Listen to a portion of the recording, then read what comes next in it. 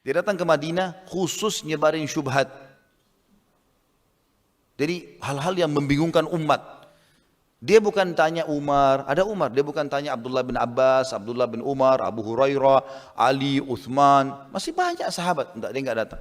Dia cari majelisnya masyarakat Madinah yang orang-orang awam, pinggir jalan orang.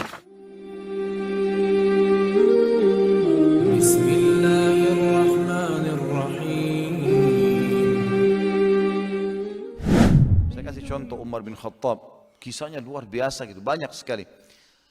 Tapi di antaranya Umar bin Khattab pernah dapat beliau membeli banyak sekali kendi-kendi isinya minyak zaitun, penuh. Lalu tujuannya dia mau bagi-bagiin ke masyarakat Madinah. Dari uang Baitul Mal. Diambil semua sama dia. Lalu dia turun tangan sendiri, radhiyallahu anhu. Dia kendi-kendi kecil, tuangin yang besar. Umar sendiri yang tuangin, dibantu sama ada beberapa orang. Tuang. Umar sendiri yang bagiin, ini amanah dari Allah nih. Dia nggak mau kasih orang lain. Rupanya kendi-kendi yang sudah habis, kan minyak kan melekat ya. Jadi tidak bisa semuanya habis, masih ada pasti. Rupanya yang tinggal sedikit di dalam itu, di sebelah kirinya Umar ada anaknya masih kecil, anaknya Umar. Belum balik anak ini, masih kecil. Rupanya dia di sebelah Umar nggak perhatikan kendi-kendi yang sudah dianggap kosong tadi itu, karena masih ada tersisa, oleh anak Umar dicuil-cuilin, diambil minyaknya, ditaruh di rambutnya. Karena minyak zaitun juga bagus buat kulit, buat rambut ya. Saking banyaknya, karena sudah banyak kendi, kan satu kota Madinah dibagiin. Rambutnya anaknya Umar ini basah dengan minyak. Karena semuanya basah, dan karena basah, maka jadi rapi kelihatan. Anak itu tarik ke belakang jadi rapi rambutnya gitu kan. Setelah selesai, Umar balik mau ajak dia pulang. Dia bilang, apa yang membuatmu jadi indah begini? Kata Umar kepada anaknya, begitu riwayatnya. Apa yang membuatmu jadi Hasan? Hasan itu indah. Kenapa kau jadi begini? Dia bilang, ayah tadi saya ambil sisa-sisa minyak zaitun itu. Yang ada tadi di kendi. Kan sudah tidak dipakai, mau dibuang, kata anaknya. Kata dia, wahai anakku, seluruh anak muslim sebenarnya berharap bisa lakukan seperti yang kau lakukan. Tapi karena kau anak Amir Mukminin, anak raja, maka anak-anak muslim yang lain cuma bisa tonton apa yang kau buat. Mereka juga berharap meletakkan minyak zaitun di rambutnya. Saya bagi-bagiin ini tujuannya untuk itu, supaya semua rumah muslim pakai buat rambutnya, buat kulitnya. Kenapa kau ambil sisanya? Tanpa izin, ini bukan hak kita. Panggil tukang cukur, suruh cukur rambutnya. Ya, nggak boleh ada syubhat. Di rambut anaknya digundul sama dia. Luar biasa. Dalam kisah lain dikatakan, pernah ada Umar bin Khattab jalan di pasar, ditemukan di penjual-penjual unta. Ya. Semua unta di Madinah standar ukurannya, ukuran berat badannya umum lah gitu. Ada satu unta gemuk besar. Umar penasaran lihat. Umar tanya orang-orang situ, ini untanya siapa? Kata mereka, ini unta anak anda wahai Amirul Mukminin, punyanya Abdullah ini. Karena ada anaknya Umar namanya Abdullah bin Umar, perawi hadis yang masyhur. Ya. Ini untanya Abdullah. Kata Umar, Abdullah anaknya Umar? Mereka bilang iya. Panggil Abdullah. Hai Abdullah, apa yang menyebabkan untamu lebih gemuk dari unta yang lain? Ditanya anaknya. Kenapa unta semua masyarakat Madinah begini, untamu sendiri besar? Ada sebabnya nih. Gitu kan. Maka kata Abdullah, saya tidak tahu, saya titipin saja. Maka Umar cari informasi, tanya, kenapa ini? Siapa yang urus untanya Abdullah? Maka rupanya di situ ada yang urus. Jadi Umar di zaman dulu, zaman Nabi SAW sampai zaman Khulafaur Rasyidin, kalau ada unta pribadi, ada unta sedekah, ada kuda pribadi, kuda sedekah, ada juga kuda zakat, unta zakat kan gitu, kambing peliharaan, kambing zakat, sedekah beda. Nah biasanya Nabi SAW buat peternakan sendiri untuk yang zakat-zakat sama sedekah ini. Nanti Nabi SAW ternakin kembali, karena kita kalau punya kambing atau kita punya unta, punya sapi, maka zakatnya hewan itu juga, tidak boleh duit. Gitu kan? Ada takarannya, ada ukurannya. Kalau 40 ekor kambing dikeluarkan 1 ekor kambing, kalau unta 30 ekor dikeluarkan 1 ekor, sapi juga begitu. Maaf, kalau unta 5 ekor dikeluarkan 1 ekor Unta kalau sapi 30 ekor, kalau nggak salah 1 ekor sapi. Begitulah. Maka ini banyak sekali zakat sedekahnya orang. Oleh Nabi SAW sampai diteruskan Khulafaur Rasyidin, Abu Bakar, Umar, semua ini ditaruh di satu kandang gitu loh. Rupanya masyarakat biasa, ini kan karena zakat, jadi memang perawatannya pakai uang negara. Sehingga unta-untanya lebih sehat daripada orang pribadi. Pribadi nggak bisa membiayai seperti pemerintah biaya, seperti itulah kurang lebih.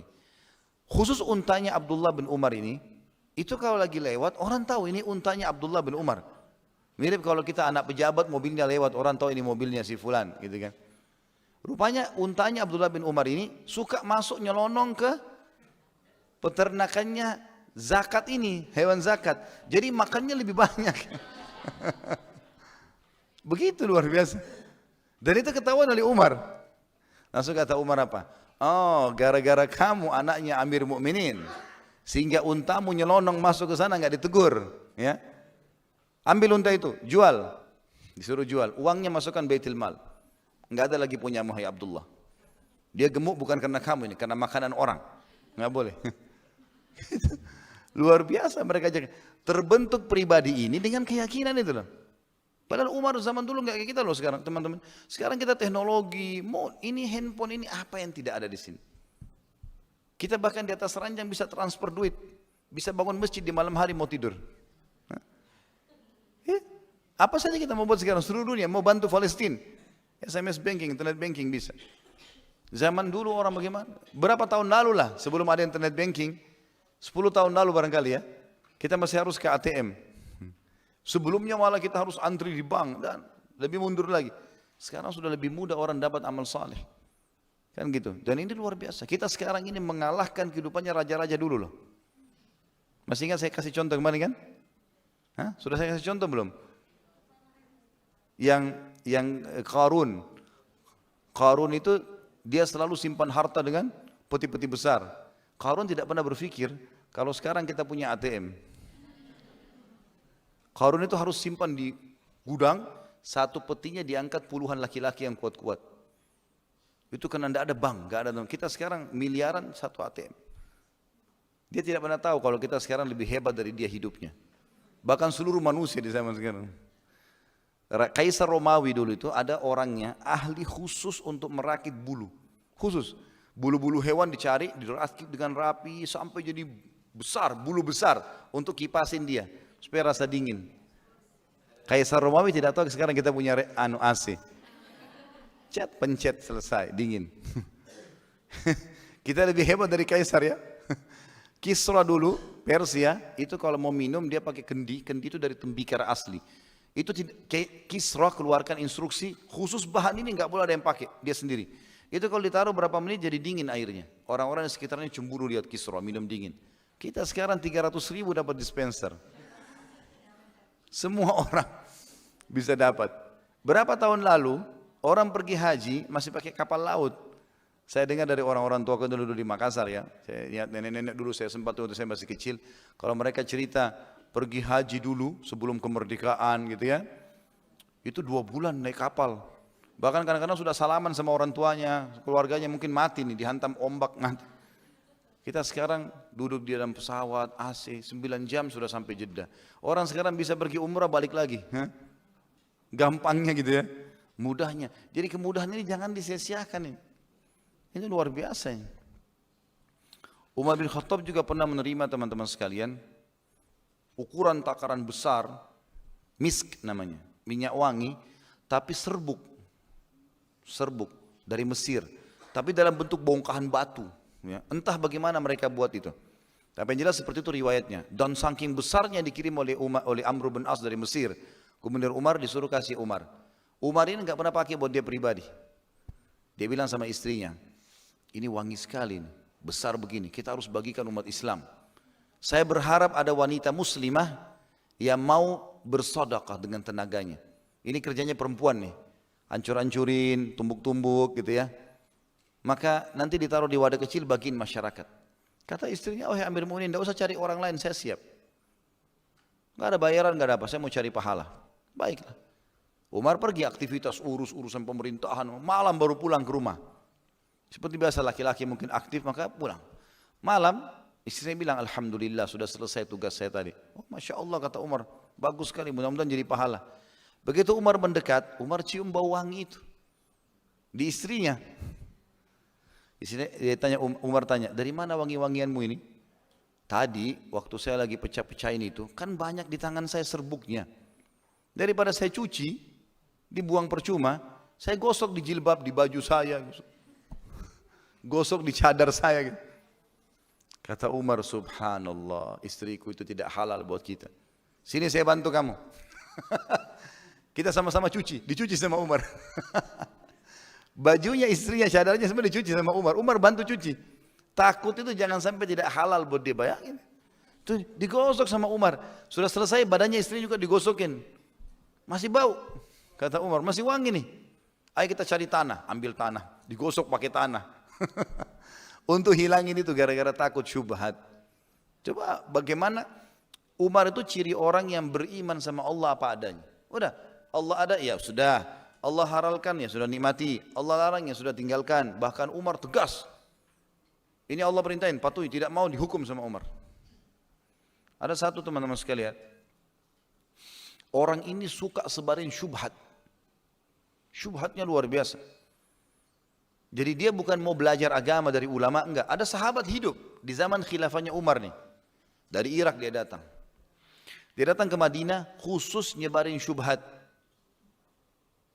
Jadi hal-hal yang membingungkan umat. Dia bukan tanya Umar, ada Umar, dia bukan tanya Abdullah bin Abbas, Abdullah bin Umar, Abu Hurairah, Ali, Uthman, masih banyak sahabat, enggak, dia enggak datang. Dia cari majelisnya masyarakat Madinah yang orang-orang awam. Pinggir jalan orang lagi ngumpul. Hai kaum, saya punya, assalamualaikum, salam, saya punya pertanyaan, ada yang bisa jawab? Dari mana kau? Saya dari Irak, jauh-jauh datang mau bertanya. Dia bukan tanya kepada ulama, tanya sama orang-orang ini. Apa yang kau mau tanya? Ini orang dari Irak mungkin butuh jawaban apa? Allah, apakah Allah nanti akan menghisap kita hari kiamat? Allah ajak ngomong kita enggak? Kalau Allah ajak ngomong, lalu bagaimana nantinya? Orang-orang awam enggak ngerti, mau jawab apa? Allah ngomong atau enggak nih? Benar nih, dia pindah lagi majelis sana. Ngomong lagi begitu. Sampai satu Madinah jadi kacau nih. Gara-gara syubhatnya dia. Dia sebarin syubhat.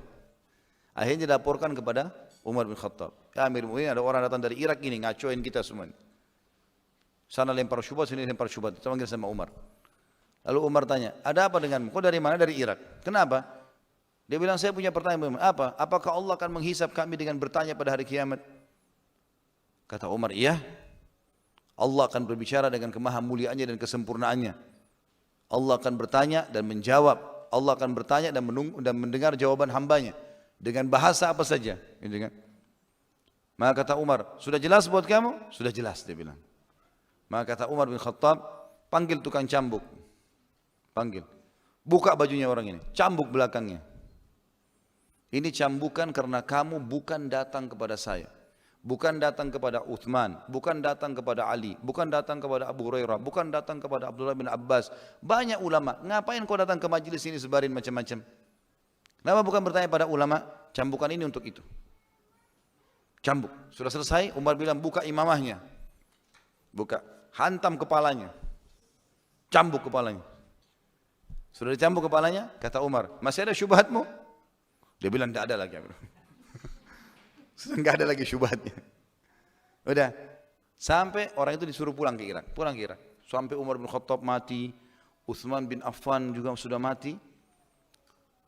Terakhir Ali bin Abi Thalib. Keluarnya kaum Khawarij di Irak. Rupanya orang yang dicambuk sama Umar ini tinggal di situ. Orang-orang Irak yang Khawarij banyak syubhat. Protes-protes sahabat.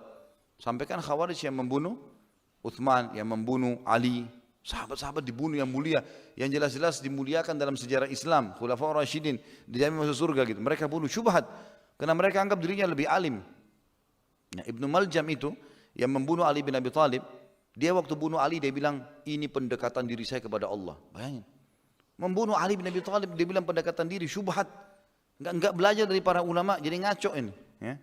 Dia pada saat mau dikisos, dia bilang sama pengkisosnya, pelan-pelan kuliti saya mau rasakan penyiksaan di jalan Allah.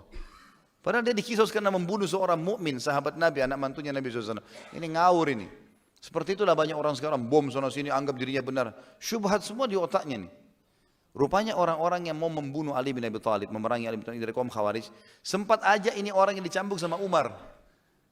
Hai fulan, orang yang dulu cambuk kamu Umar sudah mati.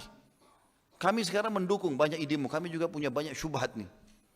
Apa dia bilang? Dia buka bajunya, dia buka imamahnya, dia bilang, punggungku sama kepalaku sudah dididik oleh Amir Mu'minin Umar bin Khattab untuk tidak lagi ikuti syubhat. Umar pendidikannya luar biasa. Mendidik orang kapok udah, nggak mau lagi buat gitu-gitu. Tapi subhanallah orang membentuk, yang kita mau datangkan adalah bagaimana orang beriman kepada Allah SWT yang terbentuk pribadinya dan termudahkan dalam aplikasi kehidupan sehari-hari. Dan kita rasakan, kisah tadi yang kita sampaikan tentang Umar, siapa di antara kita yang tidak tersentuh secara keimanan? Padahal kisah ini 1400 tahun yang lalu. Tapi luar biasa, ya Allah SWT bisa memberikan bekas keimanan karena memang keimanan mereka kepada Allah Subhanahu wa taala.